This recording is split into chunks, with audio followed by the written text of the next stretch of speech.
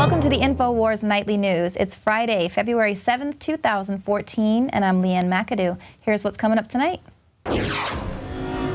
Tonight, did Jay Leno's criticisms of Obama contribute to his downfall? Then, a man who survived communism blasts Oregon lawmakers for attempting gun registration. And David Knight analyzes the consequences of a police chief who swears to uphold his oath to the Constitution. All this and more on the InfoWars Nightly News. Well, don't ask, don't tell is back. Not for gays in the military. It's President Obama's new policy for questions about Libya. Don't ask, don't tell. Now, despite really high ratings, Jay Leno said goodbye to his long-running late-night talk show last night. But was the fact that he was using his platform to criticize Obama the reason that he may have been fired from NBC? That's what some are speculating, because while most late-night comics took superficial swipes at Obama, Leno was the only one who incorporated conservative talking points like Benghazi Gate, or he would include the scandals like the AP wiretapping controversy, the NSA spying, as well as Leno's call to close down the IRS during his Tonight Show monologues. Now, it's widely acknowledged that Leno writes his own jokes. So just 4 months after his second Benghazi Gate monologue, it was announced that Leno was being replaced by Jimmy Fallon. Now, he's repeatedly ripped on Obama for the disastrous Obamacare rollout. He even signed off his final show by remarking, "And the worst thing about losing this job is I'm no longer covered by NBC. Now I'll have to sign up for Obamacare." Now, NBC's decision to replace Leno can't be explained with falling ratings. He was at the top of the pile of the late-night talk shows, and lately his ratings have been through the roof. So did Comcast Corporation, who just recently bought out General Electric's 49% share in NBC, and who also donated over $300,000 to Obama's 2012 presidential campaign, have anything to do with Leno's exit? So I believe that we will be getting to the truth of that matter sooner than later, much like it's now being revealed that the State Department does, in fact, have something to do with the Ukraine. They're definitely meddling in their internal affairs.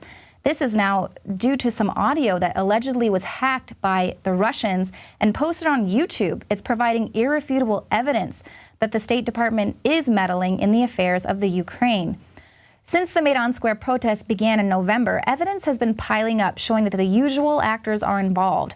The Soros NGOs, which specialize in color revolutions, USAID, the National Endowment for Democracy, and Freedom House. The Russian government has denied any role in surreptitiously recording the conversation between the U.S. Assistant Secretary of State for the European and Eurasian Affairs and the U.S. Ambassador to Ukraine. The recording doesn't reveal anything especially sinister, but it does, however, show the displeasure of the State Department with the way things are going in Ukraine. Nuland can be heard saying, "F the EU," expressing her anger that the EU is not moving fast enough with regime change in Ukraine, and her plan is to get the UN involved in the process.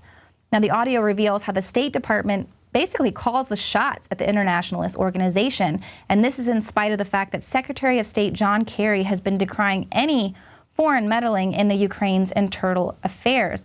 It's clear that the State Department is virtually managing the entire process.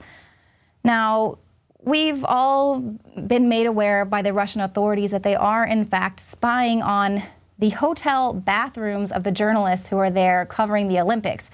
So I wouldn't put it past the Russians for spying on the U.S. ambassador and the Secretary of State there.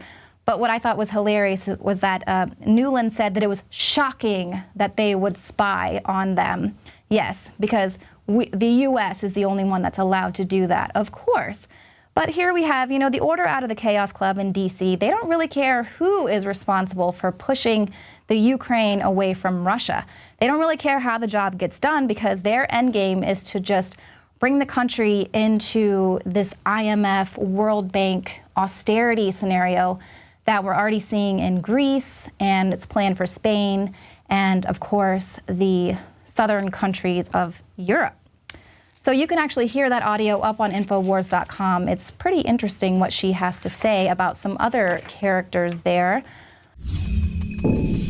Introducing Pro One. All of your filtration in one system, portable, on the go. No more do you have 2 or 3 filters to just reduce sodium fluoride. You have a system that cuts out the sodium fluoride and up to 95% of hydrofluorosilicic acid. Advanced manufacturing technology combines silver-impregnated white ceramic with new Aquamedics advanced media for removal of fluoride and other heavy metals, all in one filter element. It is the only one that does it, and out of the gates, we have it discounted at 10% off with promo code WATER. This is the only system that in one unit helps reduce or remove pesticides, herbicides, chloramines, ammonia, and chlorine, hydrofluorosilicic acid, the most common form of fluoride not covered by other fluoride filter brands, and sodium hexafluorosilicate. Get your Pro Pure with the new Pro One filter today at InfoWarsStore.com or by calling 888-253-3139.